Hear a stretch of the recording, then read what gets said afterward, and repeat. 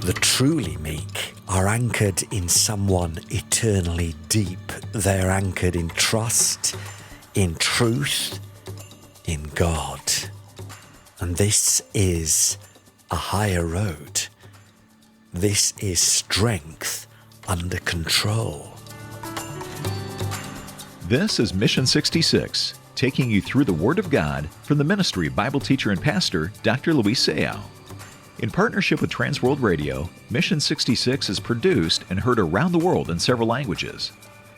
Let's hear from our teacher, John Matthews, and his co-host, Esther Sisulu, as they start us off today in our survey of God's Word. We continue our journey into the Psalms, and today we are looking at Psalm 37. Now, this is an encouraging one to read if perhaps you think that evil people in this world are going to always get their way. If you're being oppressed or you're feeling angry or fearful of what's coming, then I think this psalm indeed should ease any of your stresses and give you hope. Well, here's our teacher, John Matthews, who will present the theme, Inherit the Earth. Esther, thank you so much, and a very warm welcome to this latest episode of Mission 66. And as Esther said there, we reached today Psalm 37, which was authored by David. And you know, our prayer and our hope is that it'll be an encouragement to you right where you are today, whatever your situation as well. And we love the Bible because it does that, and God speaks through his word direct into a situation, often revealing things to us. We may have read these words plenty of times before, but never seen it before, because the Holy Spirit illuminates it for right now, because that's what we need, and that's what God is in the business of doing, is meeting us at our point of need. Now, by way of a little bit of review, I suppose you could call it, you might recall that perhaps the central issue in the history of ancient Israel was the matter of the Promised Land. In fact, there's no doubt it was. The Canaanites had occupied this land long ago, but you'll remember, if you've been with us here on Mission 66, that God swore to Abraham that he would give that same land to Abraham's ancestors, Isaac, Jacob, and Jacob's descendants, who became known as the 12 tribes of Israel. Now, Abraham certainly didn't live to see it happen, but that promise that was initially promised by God to him, Abraham, was definitely going to become a reality, because God doesn't break promises. He never has. And so the land of Canaan was eventually conquered by the Israelites, first under the leadership of Joshua, and then the land was apportioned and occupied by each of the tribes of Israel, each of the 12. And so by the time that David comes to the throne of Israel, he now reigned over the entire conquered territory, which was a kingdom that spread from north to south and east to west. But here's a significant question. These people of Israel who began their journey in slavery there in Egypt, as a people with no country nor land, now they were there standing in the land that they had conquered with God's help. I mean, it wouldn't have happened without God. That's absolutely for sure, nowhere near happening. So the question is, who will inherit the land? And you think, well, you've just said they're already there. But who will really experience the blessing promised of occupying the promised land in the way that God had ordained? Now, with that background, David writes this 37th Psalm. So let's read it. Fret not yourself because of evildoers. Be not envious of wrongdoers, for they will soon fade like the grass and wither like the green herb. Trust in the Lord and do good. Dwell in the land and befriend faithfulness. Delight yourself in the Lord, and he will give you the desires of your heart. Commit your way to the Lord. Trust in him, and he will act. He will bring forth your righteousness as the light, and your justice as the noonday. Be still before the Lord and wait patiently for him. Fret not yourself over the one who prospers in his way, over the man who carries out evil devices. Refrain from anger and forsake wrath.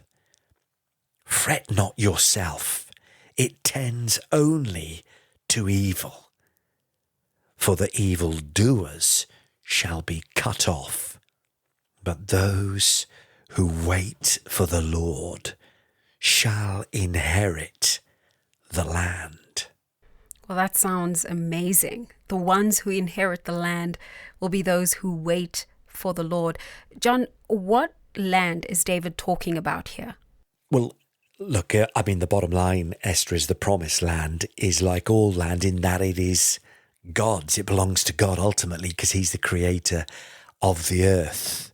So nobody gets anything unless it's given them by God.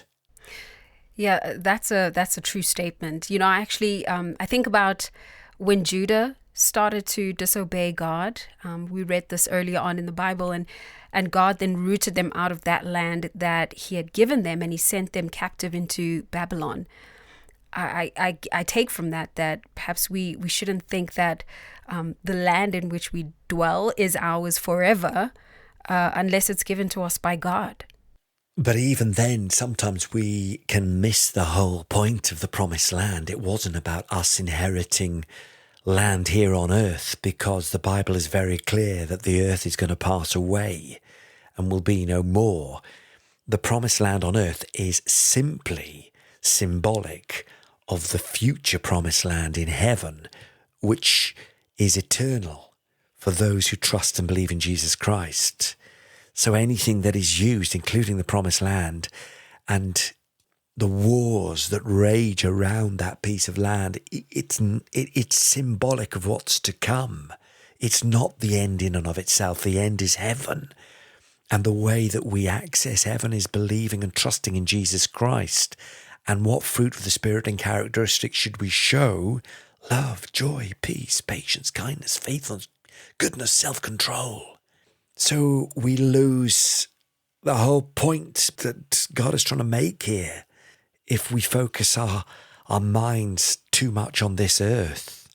And verse 10 and 11 says, in just a little while the wicked will be no more. Though you look carefully at his place, he will not be there. But he says, the meek shall inherit the land and delight themselves in abundant peace. Again, that's not about this land. That's looking forward to heaven. And one day, God will renew all things. And who will inherit the renewed, perfect land? The meek. The meek will inherit it. So let's stay on that word meek. What does it mean to be meek? Because I've heard some people often equate the word with cowardice or being picked on and not fighting back. Let's talk about it. Yeah, look, I know what you're saying, but to be truly meek is to possess great strength, but to choose restraint, to choose humility, to choose gentleness. So it's far from weakness or passivity. Meekness is, in fact, one of the most powerful qualities that a human being can possess, because it means your ego is no longer in control of you.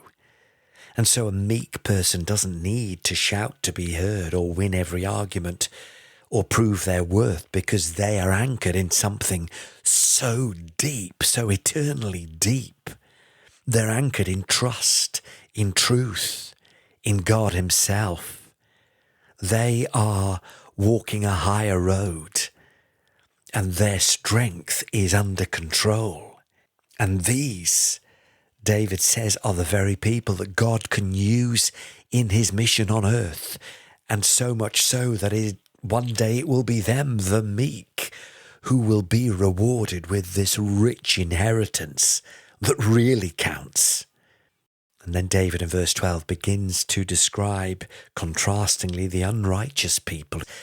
And he says, the wicked plot against the righteous. They gnash their teeth at him. But the Lord laughs at the wicked, for he sees that his day is coming.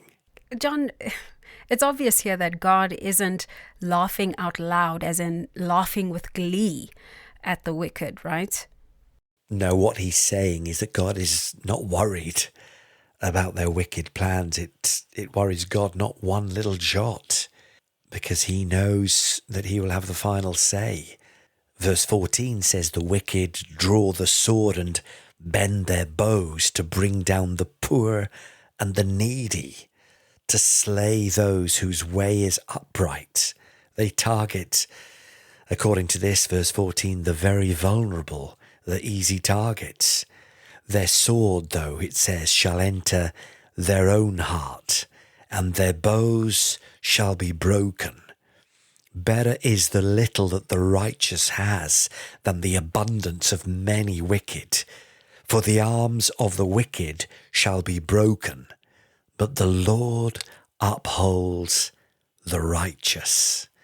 The Lord knows the days of the blameless, and their heritage will remain forever. They are not put to shame in evil times. In the days of famine, they have abundance. Here he's saying that despite temporary hardships, the righteous will have divine provision. They'll eventually have this eternal heritage. And the psalm then goes on to contrast the righteous with the wicked again. In verse 20 it says, but the wicked will perish. The enemies of the Lord are like the glory of the pastures. They vanish. Like smoke they vanish away. The wicked borrow, but do not pay back. But the righteous is generous and gives. For those blessed by the Lord shall inherit the land, but those cursed by him shall be cut off. The steps of a man are established by the Lord when he delights in his way. Though he fall, he shall not be cast headlong, for the Lord upholds his hand. I have been young, and now am old, yet I have not seen the righteous forsaken, or his children begging for bread. He is ever lending generously, and his children become a blessing. Turn away from evil and do good. So shall you dwell forever. For the Lord loves justice. He will not forsake his saints. They are preserved forever. But the children of the wicked shall be cut off. The righteous shall inherit the land and dwell upon it forever. So I note that there are several places in the psalm that state that the righteous will inherit the land. Can we talk about that? Yeah, that theme is repeated. If you look at the following verses, verse 32, it says, the wicked watch for the righteous and seek to put him to death. But the Lord will not abandon him to his power or let him be condemned when he is brought to trial. Wait for the Lord and keep his way, and he will exalt you to inherit the land. You will look on when the wicked are cut off. I have seen a wicked, ruthless man spreading himself like a green laurel tree. But he passed away, and behold, he was no more. Though I sought him, he could not be found. Mark the blameless, and behold the upright, for there is a future for the man of peace. But transgressors, well, they shall be altogether destroyed. The future of the wicked shall be cut off. The salvation of the righteous is from the Lord. He is their stronghold in the time of trouble. The Lord helps them, and he delivers them. He delivers them from the wicked, and he saves them, because they take refuge in him. And Psalm 37 is one of the wisdom psalms. It's meant to teach us how to live our lives in the reality of God's right ways. And this psalm promises that the God-fearing righteous, those who trust in him, will inherit the land. And the wicked, well, they will ultimately not inherit anything. Their end will only be destruction.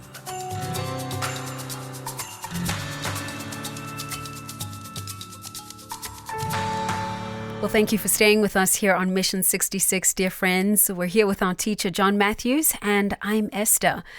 Now, there is one question that comes to mind as we read the psalm, John, and I don't know, it kind of seems to offer easy answers to the problems of life, right?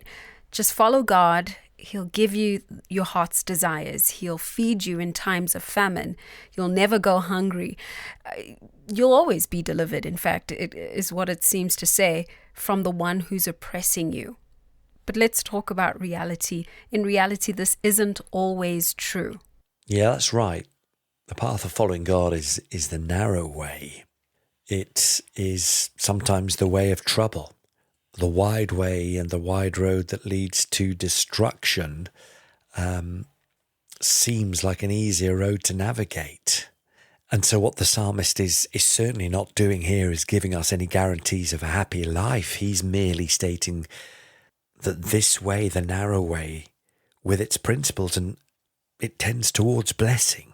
And when he says the meek will inherit the earth, he's not guaranteeing acres of farmland, but he's speaking generally. He's looking ahead to the time when God will deliver perfect justice. And then there are those who are bent on wrong that will be destroyed. And those who were bent on following God's way, who will live. As we saw in the last episode in Psalms 35 and 36, the issue here remains similar. How long will the wicked triumph? Will justice ever prevail? And the answer is, we need to ask God for patience and wait on him. And indeed, from the very beginning of the psalm, he says, don't fret because of those who are evil, or be envious of those doing wrong, or the situation that you find yourself in. Yeah, I think it's a lot easier said than done, John. I think it can really stretch us in those times. Yeah, it absolutely can. Let's be honest about that. And thank you for pointing that out, Esther. There are two temptations, I think, among others, which confront us when we know there are, let's say, evil, there are bad things going on that we cannot do anything about. One is to fret about it, as to use the word here in the psalm, and we work ourselves up into an anxious sweat. We mull over and over and over. How does evil manage to gain so much yardage in our world? How can that happen in that country? How is that being allowed to happen? How does it seem that those who do wrong are simply getting away with it? So the first thing is we're tempted to fret. The other temptation is we're tempted perhaps to be envious as well. Even David, king of Israel, knew about that temptation, and he was saying to all of us, don't fret over evil and don't be envious. And God here is saying that fretting leads only to harm, and bitterness, whilst trust leads to peace, and letting go of envy is choosing faith. Someone else's path may look rosy, and the wrongdoing path may seem for a short time to lead, to positive outcomes for individuals. But we know that stuff and wealth do not fulfill ultimately. They are empty, but it's the path of faith that leads to life. So, John, let's get to the heart of the matter about those who are the ones who will inherit the earth. Who are these people? Well, let's see the list that is named here, the candidates, if you like. I suppose the least likely candidates for inheriting the earth are those who are corrupt. Sometimes they're referred to here as the wicked. And who are they? Well, let's look closely. Verse 7 talks about those who plot evil. Verse 12 talks about those who conspire wickedness. Verse 32 says those who lie in wait to commit harm. Verse 21, those who don't pay their debts. Verse 14 says those who use force to get their way. And the text reveals that for a short time there was apparent success, that for a short time they seemed to flourish like a green laurel tree. Whew. It's quite unsettling to hear that. And I know a lot of us might have questioned why. Why does it seem that they prosper? I'm sure you've heard the expression, John, that the nice guys always finish last. But the Bible, I suppose, gives us hope in this case. Yeah, that's a misconception, isn't it? And sometimes it may seem to be true. But it's important not to judge by what is very often portrayed on the outside, because the truth is found in Psalm 37 when it says, just like the grass, they will soon wither, and like green plants, they will soon die away. And it's those who wait for the Lord who will inherit the land.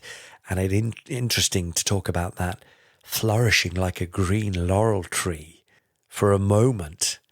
And then the very next moment, what does it say in Psalm 37? It says, but he, the one who was flourishing like a green laurel tree and receiving all the plaudits and the admiration of those who wanted his favour, what happened to him? He passed away. Behold, he was no more. And I sought him, but he couldn't be found. Those who wait for the Lord inherit the land. Yeah, John, that's a phrase we hear quite often. So let's talk about what it actually means to wait for the Lord. Well, the meaning is twofold. Today we are waiting for the return of Jesus Christ, the second coming of the Messiah. In David's time, they were waiting for the first arrival of the Messiah, Jesus Christ, when he came as a baby to Bethlehem. But when the second coming arrives, Jesus will right all the wrongs. But there's a second meaning here which encourages us to wait for the Lord on our behalf in the here and the now. We pray for justice, and perhaps God seems to be taking a while. But what we learn here again is that God is in control and the wicked will not prevail. And we need to ask him for that gift of patience. And whilst he gives us the patience, it's not worth fretting over any evildoers, but rest in the Lord and wait patiently. We can rest in him, and he gives us a peace that passes all understanding. And if we commit our paths to him and we trust him, he will act. And we're encouraged, verse 8, to avoid anger and rage, because that only leads to evil. Well, speaking of another verse here, verse 25 of Psalm 37 really caught my attention. It says, I have been young, and now I'm old, yet I have not seen the righteous forsaken or their descendants begging for bread. Does this mean that I shouldn't ever worry about finances, or that I should just trust that God will take care of all my needs? Well, look, it shouldn't be an excuse for not getting a job or budgeting or going to school. What the psalmist is really expressing here is that he has never personally known of a righteous person going hungry. It doesn't apply to all life experiences or indeed to every moment in history, because sometimes the righteous do suffer famine. And sometimes Christians, of course, they're persecuted and killed. Some serving God in foreign countries go through tremendous hardships. So we can't generalize that verse to mean that a righteous person will never face problems, including financial problems and difficulties. But yet God is our provider and he does care for us. And yet we will face challenges, including financial hardship, because we are walking in the steps of Jesus. Well, I do want to make mention of the fact that, once again, Psalm 37 mentions inheriting the land at least 6 times. So what's the significance of the land in the Bible, especially in the context of the psalmist, John? Is there something practical for us in this, or is it specific to this context? The answer to the question is a beautiful one, Esther, because this life is a drop in the ocean compared to eternity, but it's a really important drop. The gift of life on earth is an incredible gift of God. But let's think about how Jesus lived his life on this earth. We're told in Hebrews 12 that we're meant to keep our eyes on him. It says, keep our eyes on Jesus, the champion, who initiates and perfects our faith. And because of the joy that awaited him, what joy was that? Redeeming mankind to himself, so mankind and those who believe on him could spend forever with him in heaven. And because of that joy, the joy, it says in Hebrews 12, that awaited him, he endured the cross, disregarding its shame. And now he is seated in the place of honor beside God's throne. Our lives should point towards heaven. They should point towards the Jesus of heaven. We shouldn't look like those who are of the world. We should look like travelers who are in it and passing through. Oh, such a beautiful, beautiful response to that one. All right, well, I do have one last question for you.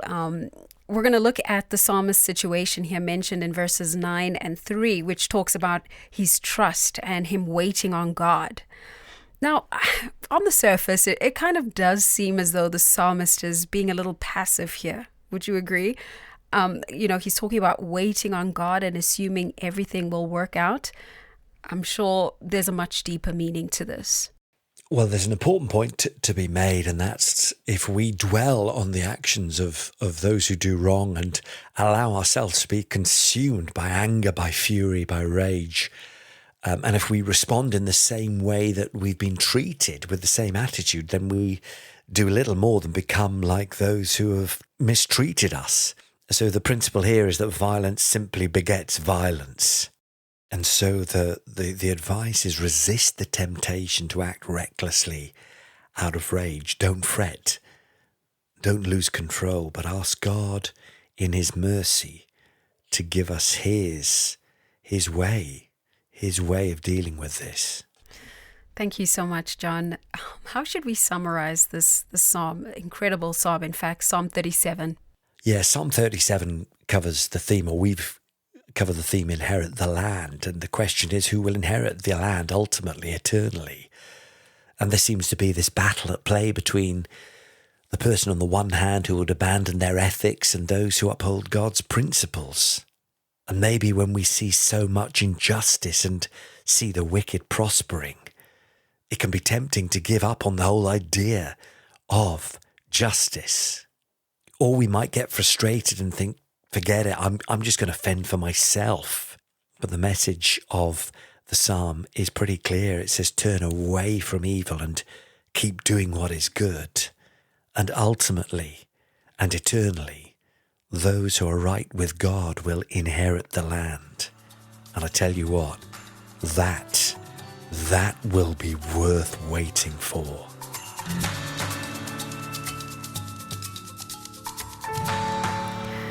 An encouraging way to end off today's episode of Mission 66. And I trust that you've been blessed, that you've learned a lot. And we, of course, would like to hear all about it. You can talk to us on our social media platforms. We are on Facebook and on Instagram. Simply type in Mission 66. Or if you're more inclined, you can send us an email on our email, connect@mission66.org. That's connect@mission66.org. Well, friend, we look forward to joining you same place next time as we continue looking through the book of Psalms. So until then, may the Lord bless you.